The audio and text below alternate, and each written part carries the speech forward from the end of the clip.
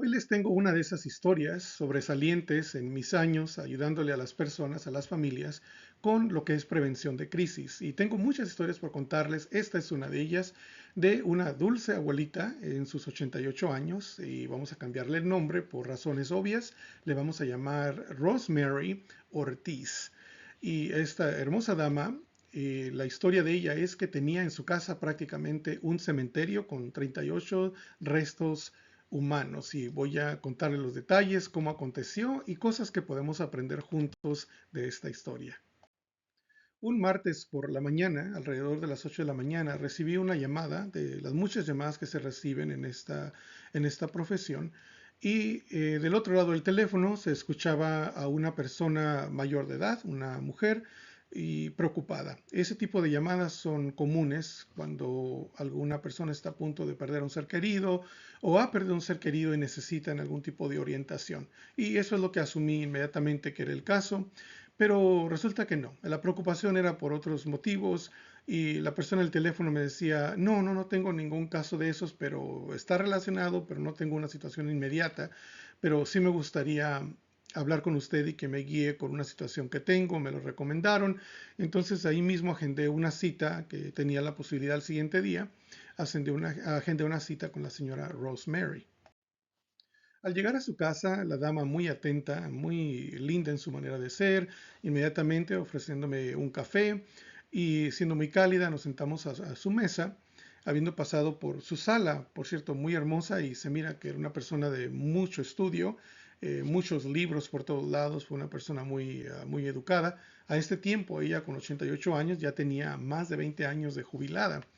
Y al sentarme en la mesa me empezó a contar toda su historia, de cómo ella siempre fue muy querida y muy apegada a toda su familia. Primero pierde a sus abuelos, después a sus padres, después va perdiendo a sus hermanos, hermanas, amigos, y va llegando un momento cuando va perdiéndolos a todos. Inclusive, no hacía mucho tiempo que había perdido a su único hijo ya en sus sesentas, y el hijo se enfermó y desafortunadamente falleció.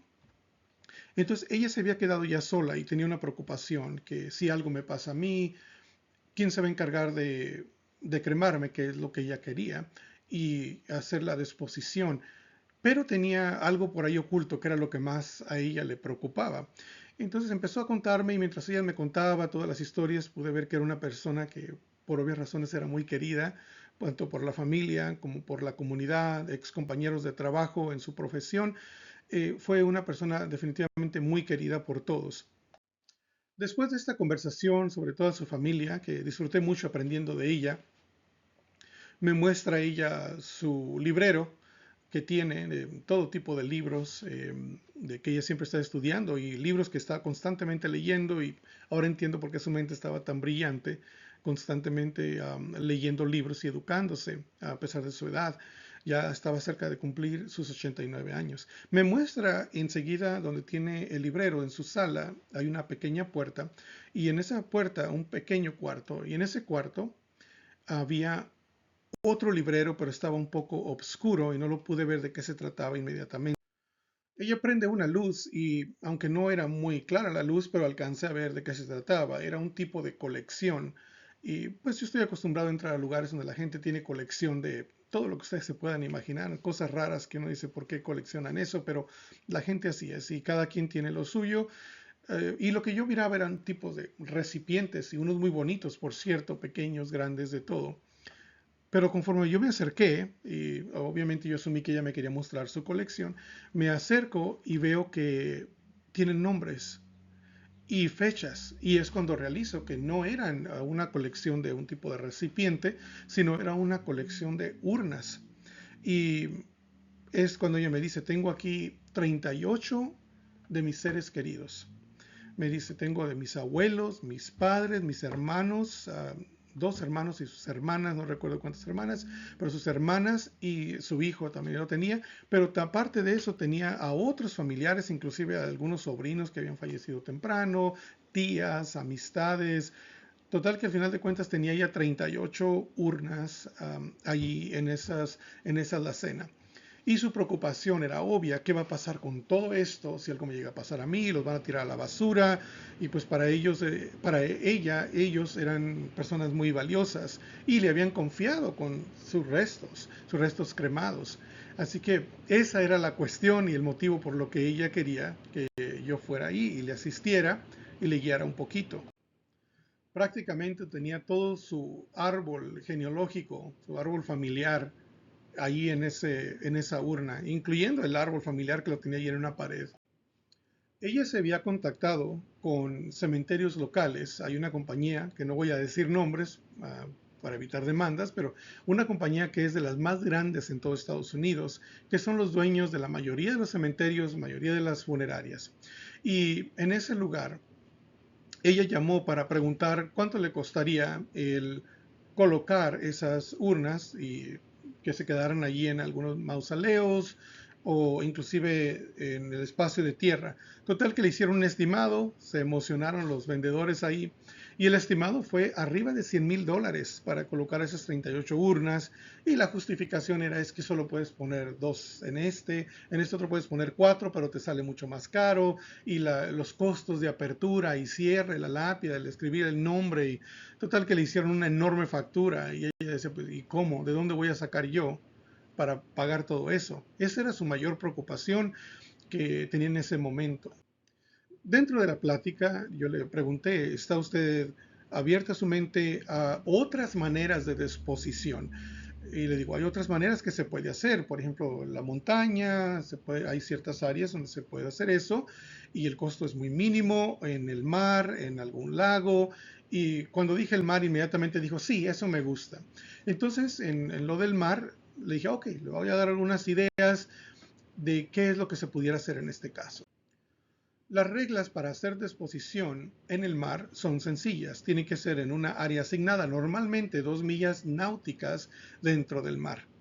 Si ella se iba a mover para Corpus Christi, por ejemplo, ella tiene que, ahí en el Golfo de México, tiene que ser 2 millas hacia adentro para hacer la disposición de estos restos.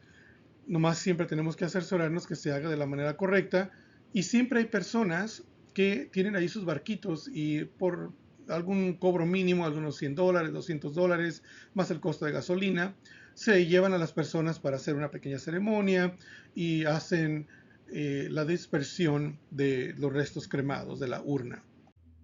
Así que esa fue su opción, de cambiar todas esas urnas por urnas que son biodegradables, que salen muy económicas. Eso significa que se van a disolver en el agua o disolver en la tierra, y cambiar los restos cremados de una urna a otra. Dentro de esas urnas está una bolsa de plástico gruesa, así que fácilmente las puede cambiar de un lugar a otro, ponerlas en una urna biodegradable. Y sí, fue al mar, en una de esas lanchitas, se lleva, se hace una ceremonia, puede poner ahí unos pétalos de flores, hacer una oración, una meditación, y se colocan en el mar, y eventualmente, poco a poco, se empiezan a disolver todos juntos, todos sus familiares, todas sus amistades, todos en una misma zona, que es donde ella misma, cuando llegue su tiempo, ella quiere ser puesta en descanso. Y este es el caso de Rosemary. Espero que hayan ustedes aprendido algo de aquí. Miren la gran diferencia en el costo de $100,000 a aproximadamente $1,000. Súper económico la manera de hacer esto. Recuerden que allá afuera la mayoría de estos negocios no tienen a usted en mente como la prioridad, sino lo miran a usted como una manera de sacar dinero lo más que puedan. Especialmente cuando tiene algún segurito por ahí, tratan de quedarse con todo y en muchas veces hasta queda debiendo. Así que cuando tenga preguntas relacionadas a estos temas, consúlteme a mí y yo con gusto le oriento, le digo a dónde pueda ir, qué puede hacer, cuáles son sus opciones, para que no caiga en el lugar equivocado y se aprovechen de usted. Póngale un like ahí al video, suscríbase al canal y compártalo para que familiares de ustedes también, nadie se aproveche de ellos y estén bien informados. Hay más videos que les informan en diferentes áreas de cómo ser más inteligente que esos agentes de seguro, esos vendedores de arreglos finales, y cómo ustedes puedan ahorrarse bastante y evitar fraudes. Y para pedir ayuda, solo escanee este código y ahí me dice qué es lo que necesita y yo lo contacto y lo puedo orientar. Si está fuera de mi área, le puedo buscar a alguien que le ayude. Si no, con mucho gusto, aún remotamente yo le puedo ayudar.